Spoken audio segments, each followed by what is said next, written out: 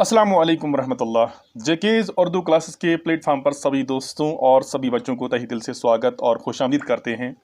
दोस्तों, आज की इस वीडियो में हम एक इम्पॉर्टेंट टॉपिक पर बात करने वाले हैं। टॉपिक आपकी स्क्रीन पर मौजूद है। टॉपिक है इवोल्यूशन ऑफ मनी। इसका मतलब होता है कि मनी कैसे इवॉल्व हुई।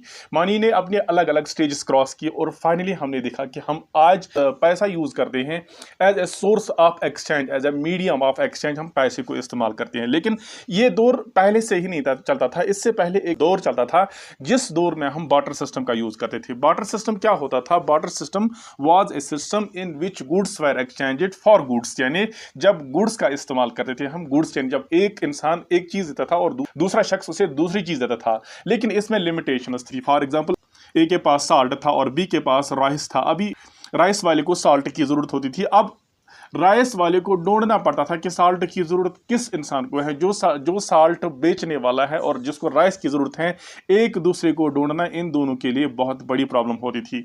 ये प्रॉब्लम थी बार्टर सिस्टम में।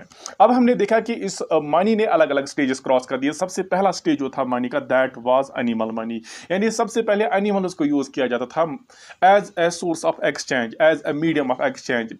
एनिमल्स लाइक हम देखेंगे काउ यूज होती थी या कैमल यूज होते थे एज मनी। जिस तरह हम मनी का इस्तेमाल करते थे, हम मार्केट में जाके मनी पेश करते हैं और वहां से चीजें खरीदते हैं। तब क्या होता था? तब एनिमल्स यूज किए जाते थे। ये एक फॉर्म थी, अर्ली फॉर्म ऑफ मनी थी।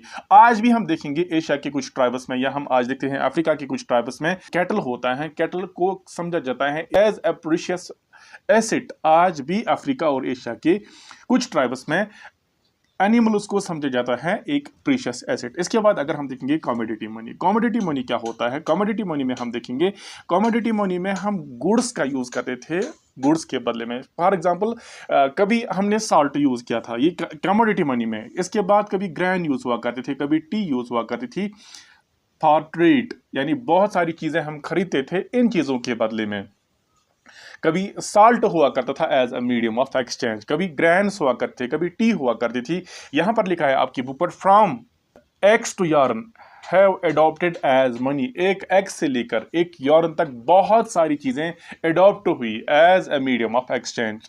यहां पर आप देखिए, the particular commodity chosen to serve as money depend upon the various factors like location, climate, culture and economic standard of the people।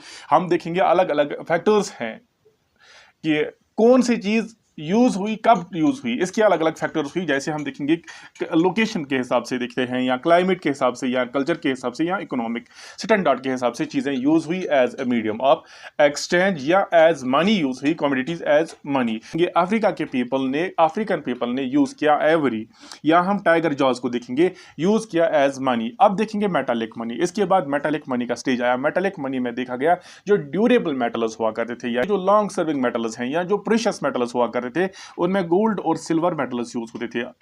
यानी डिस्कवरी ऑफ मेटल के बाद क्या होता है, गोल्ड हुआ, सिल्वर हुआ, कॉपर हुआ, ब्रोंज हुआ, अलग अलग तरह के मेटल्स वजूद में आए और इन मेटल्स को मेंट करने के बाद कॉइन्स बनाई गई है। खास तौर पर गोल्ड और सिल्वर कॉइन्स का इस्तेमाल किया गया और ये एक फॉर्म थी मेटालिक मनी। इससे कहा गया कि ये मेटालिक मनी है। सबसे पहले एनिमल मनी थी, इसके बाद कमोडिटी मनी थी, इसके बाद आया मेटालिक मनी।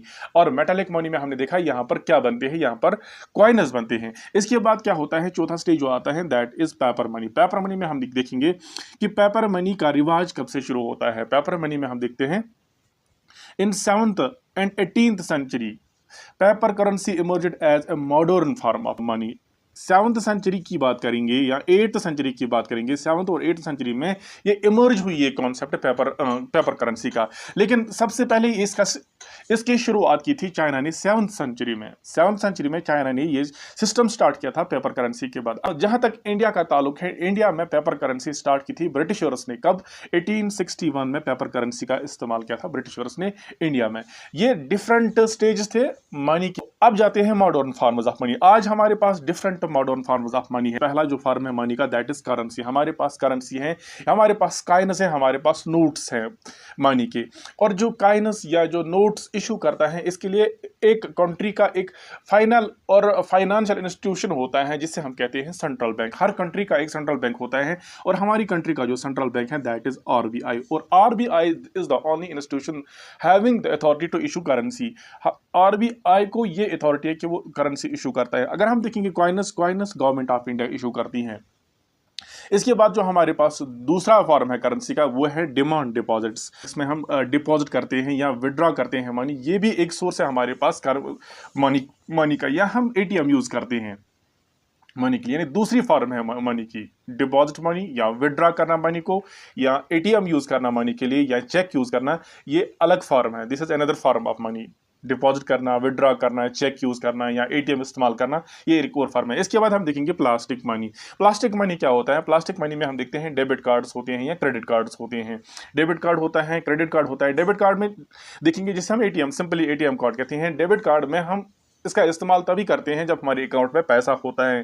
जब हमारे अकाउंट में पैसा होता है और डेबिट कार्ड से हम वही पैसा इस्तेमाल करते हैं। और क्रेडिट कार्ड में क्या होता है, एक लिमिट देता है जिसका हम इस्तेमाल करते हैं। अगरचे हमारे पास पैसा होता भी नहीं है तो बैंक हमें पैसा देता है, हम क्रेडिट कार्ड का यूज करके पैसा निकाल सकते हैं, जिसे हम कहते हैं डिजिटल पेमेंट। अब यहाँ पर एक और टॉपिक है, what is a bank. Bank क्या होता है? तो बैंक का क्या मतलब है? Bank is a final institution for deposits and loans. It helps manage money, encourage savings and support the economy. और बैंक एक फाइनेंशियल इंस्टीट्यूशन होता है और ये एक ऐसा इंस्टीट्यूशन होता है जहां पर हम डिपॉजिट करते हैं अपना पैसा, जिसे हम सेव समझ सकते हैं, और जहां पर हमें कोई थ्रेट नहीं रहता है कि हमने अपना पैसा डिपॉजिट किया। और बैंक ही वो इंस्टीट्यूशन होता है जो हमें लोन्स इशू करता है जब हमें ज़रूरत पड़ती है पैसों की। यानी बैंक एक ऐसा इंस्टीट्यूशन है जो हमारे पैसे को सेव करता है, हमें इंटरेस्ट देता है, साथ ही ये लोन्स इशू करता है जब हमें पैसे की ज़रूरत होती है। इसके बाद देखेंगे आप अलग अलग बैंक अकाउंट्स जो होते हैं उनका हम देखते हैं। यहाँ पर कुछ अकाउंट्स होते हैं। सबसे पहले अगर हम बात करेंगे सेविंग बैंक अकाउंट की। Saving bank account is a simple form of bank account opened by an individual. एक इंडिविजुअल बैंक अकाउंट खोलता है, ये सिंपल अकाउंट होता है और ये ऐसा अकाउंट होता है जिस अकाउंट में आप कभी भी पैसा भर सकते हो और यहाँ से कभी पैसा निकाल सकते हो। और जो पैसा आप अपने अकाउंट सेविंग अकाउंट में सेव रखोगे उसमें आपको बैंक इंटरेस्ट देता है। इसके बाद देखेंगे करंट अकाउंट। ये करंट अकाउंट एक ऐसा अकाउंट होता है जिसका इस्तेमाल ऑलमोस्ट बिजनेसमैन करते हैं। इसमें क्या होता है, करंट अकाउंट में ऑलमोस्ट फ्रिक्वेंट ट्रांजैक्शंस होनी चाहिए, यानी बार बार इसमें ट्रांजैक्शन होना चाहिए। करंट अकाउंट का इस्तेमाल ऑलमोस्ट करते हैं बिजनेसमैन करते हैं या ट्रेडर्स करते हैं, बड़ी बड़ी फर्म्स इसका इस्तेमाल करते हैं जिसमें कंटिन्यू ट्रांजैक्शंस होती हैं, फ्रिक्वेंट ट्रांजैक्शंस होती हैं, इसे हम कहते हैं करंट अकाउंट। इसके बाद होता है फिक्स्ड डिपॉजिट। फिक्स्ड डिपॉजिट एक ऐसा अकाउंट होता है जिसमें क्या होता है, जिसमें deposits in fixed accounts are time deposits. इसमें हम पैसा सेव करते हैं for a specific period of time. और इस अकाउंट में high interest for fixed deposits, जो हम जिस पीरियड तक, जिस टाइम तक हम अपना पैसा इंटरेस्ट इस फिक्स्ड डिपॉजिट करते हैं या फिक्स्ड करते हैं, उस पैसे पे हमें बहुत ज़्यादा इंटरेस्ट मिलता है। ये एक स्पेसिफिक पीरियड के लिए, फॉर एग्जांपल हम 5 साल के लिए करते हैं, 7 साल के लिए करते हैं, 9 साल के लिए करते हैं। जो पैसा हम अपने बैंक में सेव करते हैं फिक्स्ड टाइम के लिए, for a fixed period of time, उस पैसे पर हमें बैंक काफ़ी ज़्यादा इंटरेस्ट देता है। यहाँ तक कि 30-40% इंटरेस्ट बैंक उस पर देता है जो पैसा हम वहाँ पर करते हैं इशू। इसके बाद एक और हम अकाउंट देखेंगे जिसे हम कहते हैं रिक्योरिंग अकाउंट। रिक्योरिंग अकाउंट क्या होता है? रिक्योरिंग अकाउंट एक ऐसा अकाउंट होता है जिसमें क्या होता है, money in these accounts is deposited in monthly instalment for a fixed period. इसके बाद हम देखेंगे cheque and plastic money. Cheques और प्लास्टिक मनी क्या होती हैं? यहाँ पर आप देखिए, cheque return instruction to pay from bank, यानी जब हमने बैंक से पैसा निकालना होता है और बैंक की तरफ से हमें एक पेपर आता है, एक बुक आता है जिसे हम कहते हैं चेक बुक, जिसमें कुछ चीज़ें ज़रूरी होती हैं। क्या क्या होता है चेक में, वो हम आपको बताने वाले हैं। इससे पहले ब्रांच का एड्रेस और IFSC कोड होता है। इसके बाद एक तरफ इसके डेट होता है कि किस डेट पर चेक निकालना होता है। और साथ में इसमें इसके एक पेंटोग्राफ होता है बैंक का, और इसके साथ में एक सिंबल होती है पैसे की। और चेक के लिए जो पार्टीज होती हैं, चेक के लिए पार्टीज, उनमें आता है सबसे पहले एक ड्रायर। ड्रायर से मुराद जो इशू करता है, ड्रायर जो इशू करता है चेक। इसके बाद जो दूसरा होता है वो होता है ड्राई ड्रायर, दूसरा होता है ड्राई बैंक, जिसे हम ड्राई कहते हैं। और तीसरा क्या होता है, तीसरा उसमें होता है पेई, यानी जिसको पैसा निकालना होता है या जिसके नाम पर चेक दी जाती हैं।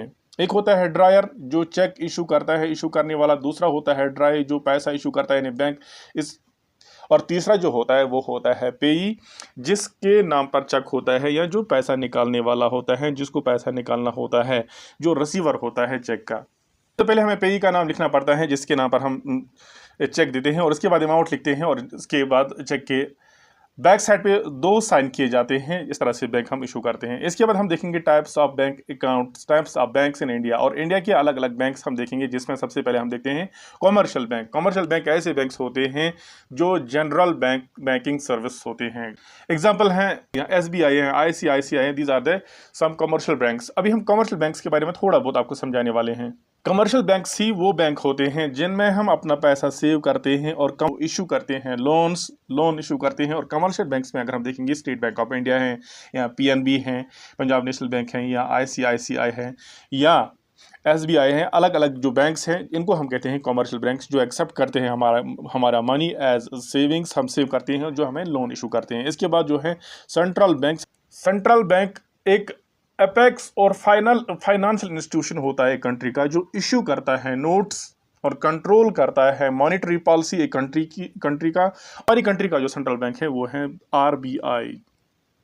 इसके बाद जो कोऑपरेटिव बैंक्स होते हैं, cooperative banks serve rural areas and communities. ये ऐसे एरियाज होते हैं जो रूरल एरियाज या कम्युनिटीज़ को हेल्प करते हैं, उनको लोन्स इशू करते हैं टू फॉर मेकिंग होम्स, या अलग अलग जो कंपनीज खोलते हैं, अलग अलग जो बिजनेस सेटअप करते हैं, उन चीज़ के लिए कोऑपरेटिव बैंक्स यूज़ करते हैं, हेल्प करते हैं। और कोऑपरेटिव बैंक्स के लिए मैं आपको बताते चलूँ, in rural areas cooperative banks का रूल क्या होता है। ये क्रेडिट करते हैं फॉर फार्मिंग या कैटल के लिए या फिशरी के लिए, ये पैसा देते हैं। अर्बन एरियाज में देखेंगे जो कोऑपरेटिव बैंक्स होते हैं इनका काम क्या होता है, ये प्रोवाइड करते हैं credit for self employment activities, small scale industry के लिए, या परचेज करना होता है ड्यूरेबल गुड्स हम परचेज करते हैं, या जैसे टेलीविजन या रेफ्रिजरेटर होता है, ऐसी चीज़ें इशू करते हैं। या पर्सनल फाइनेंस के लिए कोऑपरेटिव बैंक्स का हम यूज़ करते हैं, और उनको चलाती हैं कोऑपरेटिव सोसाइटीज़, उनको चलाती हैं। इसके बाद स्पेशलाइज्ड बैंक्स होते हैं। स्पेशलाइज्ड बैंक्स जो होते हैं ये बनाए जाते हैं फॉर ए स्पेशल पर्पस। जैसे हम देखेंगे नाबार्ड फॉर एग्रीकल्चर, या हम देखेंगे SIDBI, ये बैंक हैं, इसको हम चलाते हैं। ये फॉर इंडस्ट्रीज़ के लिए बैंक बनाया गया है। इसी के साथ हम आपसे विदा लेना चाहते हैं। मिलते हैं अगली वीडियो में, जब तक के लिए अल्लाह हाफिज़ व नासिर। शुक्रिया।